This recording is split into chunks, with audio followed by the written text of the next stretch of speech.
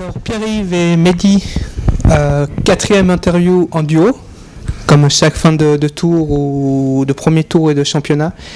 On va parler de ce premier tour saison 2015-2016.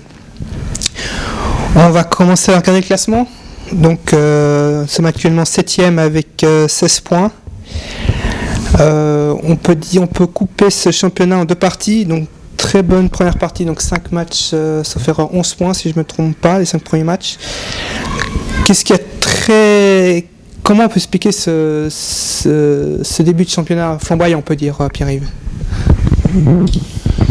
Bon, je pense que le changement au sein du contingent a peut-être été un peu trop important, ça c'est clair. Le suivi dans la préparation peut-être pas assez consciencieux, mais d'habitude chaque année on a un petit peu les mêmes soucis par rapport au contingent estival.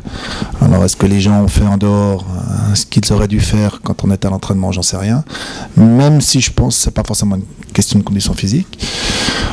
Après peut-être un petit peu surcoté dans la première partie, un petit peu sous-coté dans la deuxième partie. Il aurait dû avoir un équilibre qui n'était pas trouvé visiblement. Beaucoup trop de changements au sein de l'équipe. Voilà. Donc peut-être ceci explique cela. Mehdi, toi qui as vécu ta première saison à l'extérieur de l'équipe, comment tu as ressenti ce début de championnat? Comme il a dit Pierre-Yves, comme tu l'as dit, on a eu deux phases, je pense. Il y a la première partie, je pense à peu près jusqu'au match de Servette, qui a été plus que satisfaisante. Et après une lente descente aux enfers, si on peut dire. C'est clair qu'il y a eu beaucoup de nouveaux joueurs, mais je pense qu'il y a aussi on a eu un facteur pas de chance, entre guillemets, avec l'arrêt de la compétition de Marcos, parce que Marcos, c'était son dernier match contre Servette. On voit qu'après, ça a été beaucoup plus compliqué. Et malgré cela, je crois que c'est pas offensivement qu'on avait un problème, mais plutôt défensivement, parce que quand on regarde les statistiques au niveau des buts, on est tout à fait dans les temps de passage des années précédentes. À part une année exceptionnelle il y a 2 ans, on avait mis plus de 40 buts, mais c'était un peu exceptionnel. Mais je pense que c'est tout un équilibre de l'équipe, et puis c'est quelques cadres qui n'ont pas été entre guillemets assez présents pour différentes raisons tout à fait justifiées, hein, comme Julian Canedo qui a commencé sa formation, qui était un peu moins présent, et d'autres qui n'ont peut-être pas eu le même rendement que les années précédentes, ce qui fait qu'on a eu un deuxième tour plus compliqué, étant donné qu'on avait beaucoup de nouveaux et qui se sont retrouvés un petit peu livrés à eux-mêmes dans une équipe qui était finalement composée sur la fin à 80% voire 90% de nouveaux joueurs. Donc voilà, il faut que la sauce prenne. Malgré ça, comme il a dit Pierre-Yves, je pense qu'on n'a pas été payé à notre juste valeur sur cette fin de premier tour, parce qu'il y a plusieurs matchs qu'on aurait dû gagner, mais on n'a pas réussi à faire la différence parce qu'on était peut-être dans une mauvaise spirale. Mais aucune inquiétude pour ce deuxième tour en tout cas.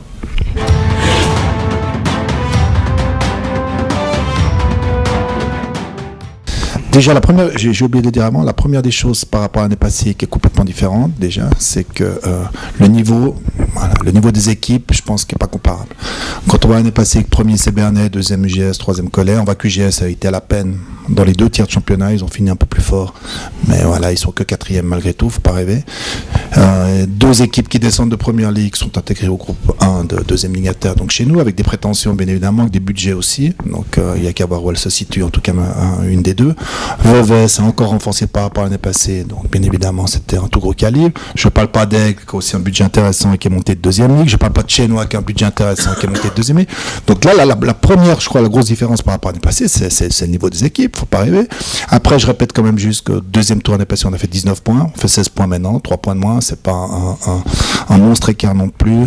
Après, arrêtons de dire qu'on prend 8 joueurs et qu'on a le champion du monde, et ça, je trouve c'est incroyable. Je pense qu'on perd des cadres par rapport peut-être à, pas simplement footballistique, mais point de vue esprit de groupe. Je pense à Mehdi, je pense aussi, on a toujours joué malgré tout l'année passée, ou avec Luigi ou avec Quilez, hein, donc ça c'est quand même des facteurs hyper intéressants, sans parler du facteur Marcos qui a arrêté au milieu du premier tour.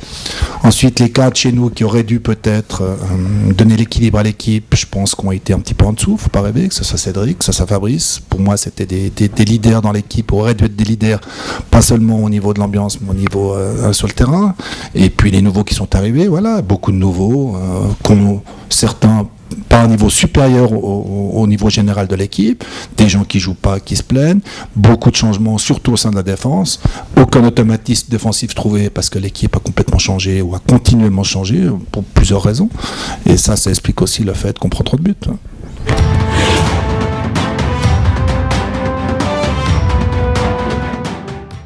Bon, c'était pas la débandade parce qu'après Aigle, après Mérin, donc on fait un très bon match avec qu'on aurait dû gagner. On a penalty dans les dernières minutes. L'équipe a fait un gros match, surtout qu'elle a joué à 10 pratiquement pendant 1 heure. Ensuite, le match d'après, on a fait un match très solide à Verrier qu'on a gagné également 2-0. Et c'est après, je dirais que les chances sont compliquées, mais ce sont compliquées plus par un manque de chance, j'ai envie de dire, parce qu'il y a pas mal de matchs qu'on aurait pu gagner, comme je pense le match de Plan-les-Ouates, où on perd 2-0, mais qu'on aurait tout à fait gagné, personne n'aurait écrit hold up, on a dominé. Mais voilà, c'est le foot. Comme on l'a dit, il faut trouver des automatismes, et c'est pour ça que je crois que l'équipe a jamais été larguée à part ce quoi contre Mérin. Donc c'est juste des automatismes à trouver pendant cette pause hivernale, et je pense qu'au deuxième tour ça va aller beaucoup mieux. Mais c'est vrai que comme l'a dit Pierre-Yves, le championnat cette année est très très relevé, et peut-être que certains aussi se sont vus plus beaux qu'on ne l'était au sein de l'effectif, alors que les ambitions se fixent sur le terrain et pas en dehors, et c'est ce qui fait peut-être qu'on a un sentiment de déception aujourd'hui.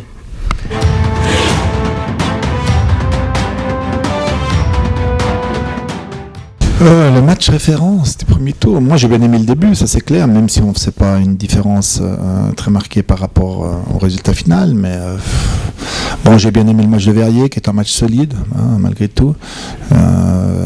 Sinon on a fait des victoires contre Montaigne qui étaient peut-être un petit peu à l'arraché, mais aussi un match solide, même du point de vue qualitatif. À Sierre, je trouve qu'on a fait un bon match, c'est pas facile d'aller à Sierre, ça aussi je pense que c'était intéressant. Ça c'est peut-être les points de référence peut-être du premier tour.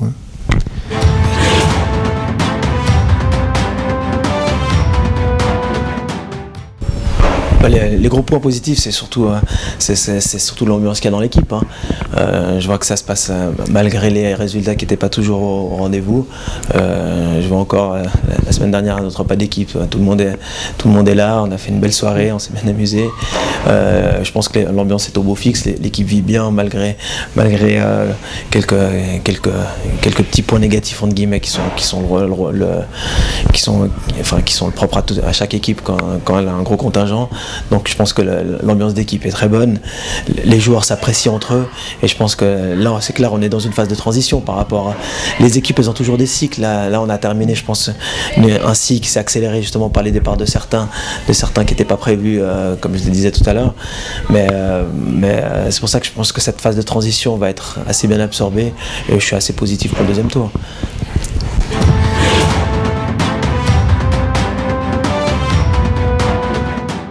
Puis voilà, aller de l'avant par rapport à ça, travailler avec le groupe en place, je pense qu'il est suffisamment nombreux et de qualité pour prétendre un bon deuxième tour. Voilà, revenir à des choses peut-être un petit peu plus simples, qui correspondent un peu plus à Cholet, et puis pas forcément peut-être ce que certains joueurs ont vécu ailleurs. Mais je crois que c'est pas nous à Cholet qu'allons nous remettre en question par rapport à la façon de procéder. Je pense qu'on a un vécu qui parle de lui-même. Voilà, donc on va revenir peut-être à des choses un petit peu plus simples, c'est-à-dire d'abord défendre quand on est défenseur, et puis peut-être enchaîner peut-être les choses qui doivent s'enchaîner normalement par la suite.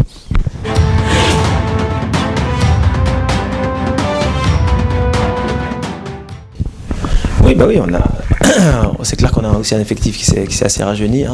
Tu as signé des bonnes surprises. Bon, Jérôme, ça fait maintenant 2 ans, je crois qu'il est avec nous. Il s'affirme. Bon, il doit encore franchir, je pense, encore un palier maintenant pour s'affirmer en tant que patron dans ce milieu de terrain. Mais des Nicolas Parigini sont des bonnes choses, je pense, pour le futur. Après, on a des joueurs qui ont intégré aussi l'équipe, qui, je pense, vont être les cadres de demain, comme les Loïc Wana, les Moumine, les Momo Atara également. Donc il y a pas mal de joueurs qui ont intégré aussi cet effectif. Les Samuel Carasso aussi qui sont des jeunes joueurs aussi, et qui sont très prometteurs pour la suite, et qui sont, je pense, l'avenir du club.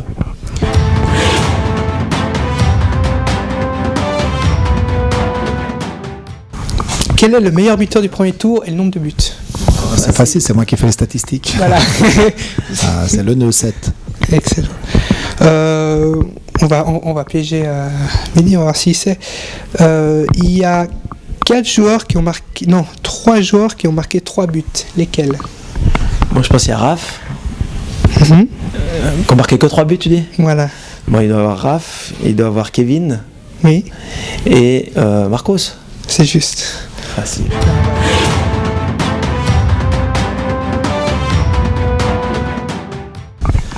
Ah ben ça se passe tout simplement.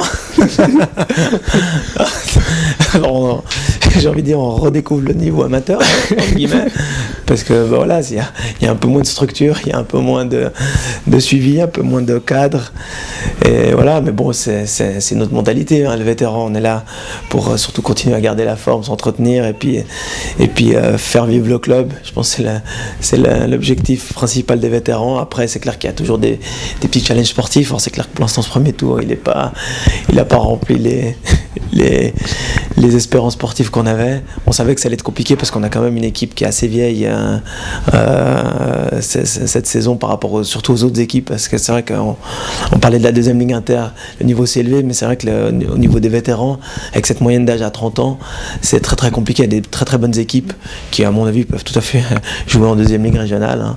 Alors dès qu'il y a une équipe qui est un peu plus âgée et surtout qui est un peu moins prête physiquement, ça devient vite compliqué, quoi. Mais malgré tout, je pense qu'on ne démérite pas. On a fait des bons matchs et puis on n'a pas toujours gagné, mais c'est anecdotique. Mais le plaisir de jouer quand même. Ah, toujours. Ouais. Ouais. Voilà, on arrive au terme de ce premier tour. Maintenant, j'aimerais dire, d'abord commencer avec toi, Pierre-Yves, dire un petit mot à tous les membres du club et en attendant les fêtes de fin d'année. Alors, moi, je remercie déjà tout le monde dans ce club parce que c'est jamais forcément évident quand on est dans un club amateur, en plus avec une équipe en deuxième ligue inter qui prend pas mal de place. Alors autant on prend pas énormément de place du point de vue du budget, mais on prend beaucoup de place à côté. C'est ce qui peut-être est difficile pour les autres équipes, mais je pense qu'il n'y a pas eu de problème dans ce sens-là et je les remercie tous. Parfait, merci beaucoup. Et toi, Mehdi? Moi, j'aimerais relativiser aussi un petit peu cet aspect sportif, parce qu'on a quand même eu durant ce deuxième tour de personnes qui ont été assez gravement malades. Je pense à Georges Passera notamment, qui s'en est très bien sorti, heureusement. Et puis j'ai une grosse pensée aussi pour Marcos Linares, qui doit arrêter quand même le foot. C'est quand même quelque chose d'assez compliqué quand on doit l'arrêter, pas par choix mais par obligation. Donc c'est toujours un peu difficile. Donc j'ai une pensée quand même pour lui. Heureusement, visiblement, j'ai appris qu'il pouvait continuer à faire du tennis. Donc je vais me faire un plaisir de lui mettre quelques petites branlées au tennis. S'il osera venir m'affronter sur le court. Mais voilà, et puis sinon c'est vrai qu'on remercie tous les bénévoles, parce que on a un club qui marche uniquement et grâce au bénévolat.